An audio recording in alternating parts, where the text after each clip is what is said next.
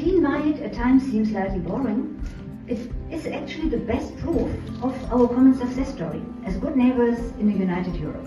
It is important to remember that such a dense level of contact, both between governments, civil servants, businesses, cultural institutions, universities, high schools and sport clubs, just to name a few actors, would have been completely unthinkable when my grandparents were young. The fathers of Europe chose a wise strategy by massively promoting youth exchanges, as young generations tend to be more open to new ideas and to approaches different from those of their parents.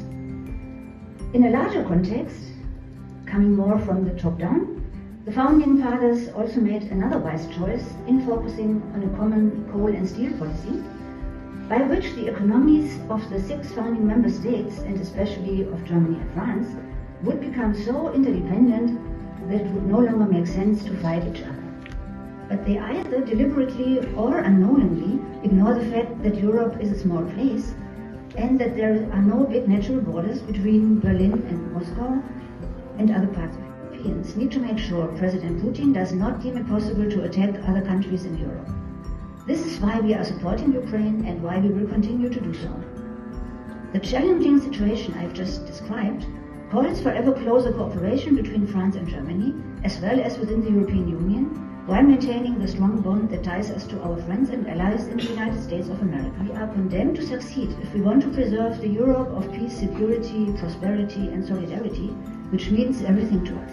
It's good to know that we have our French friends, as well as our other European friends, who help us in keeping our continent secure, free and prosperous. We could not be more thankful for this. I'm therefore sincerely grateful to ThinkFest, as well as to Dr. Mohamed Riyaz-Shad and Ambassador Johanna Salim for guiding us through today's colloquium on French reconciliation and European unification. I'm looking forward to learning more about Pakistani perceptions of this important part of European history, and I wish all of us an inspiring and thought-provoking exchange. The Franco-German partnership has been and remains the driving force and a cornerstone of the European integrations since the 1963 Élysée Treaty. The two countries defined priorities that have very much contributed to shape Europe as we know it today, based on major areas of cooperation such as the common market, which was the name of Europe during probably 15 years, the single currency, financial stability criteria, industrial productivity and democratic governance and institutions. Erasmus Mundus, of which Pakistani students are the first beneficiaries in the world. These projects have embodied Europe, made it more independent and given it an identity and economic strength as the world's largest single market. The common principle underlying all this collaboration is the creation within a continent marked by centuries of war and rivalry of what Jean Monnet called the de facto solidarities, and Inadepel mentioned that before in his famous 9th May 1950 speech, and I think this is the picture of the official Europe Day. The objective was to establish strong and irreversible ties between us that would render any conflict irrational and impossible, since each country would lose in further confrontations.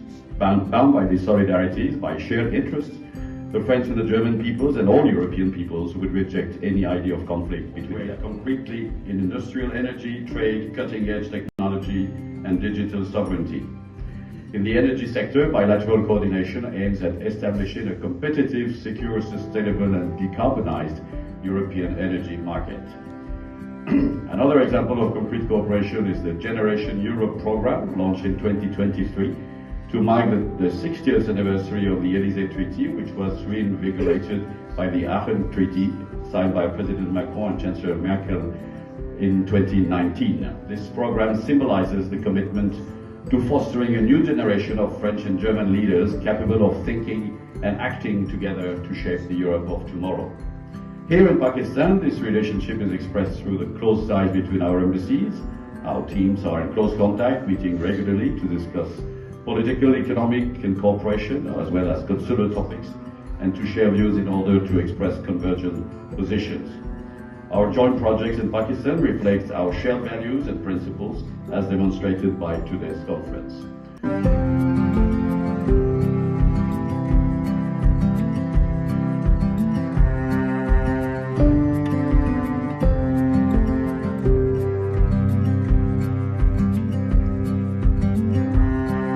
European Union French and German politicians and visionaries.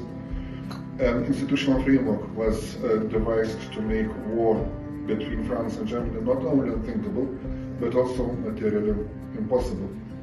As you are all aware, the European Union, which over decades evolved into a success story in terms of regional economic and political integration, is not a miraculous remedy for all problems that Europe and the world has to deal with. Nevertheless, it has been the best mechanism invented to prevent large-scale conflicts on the European continent, to foster reconciliation, and to promote stability and cooperation well beyond its borders.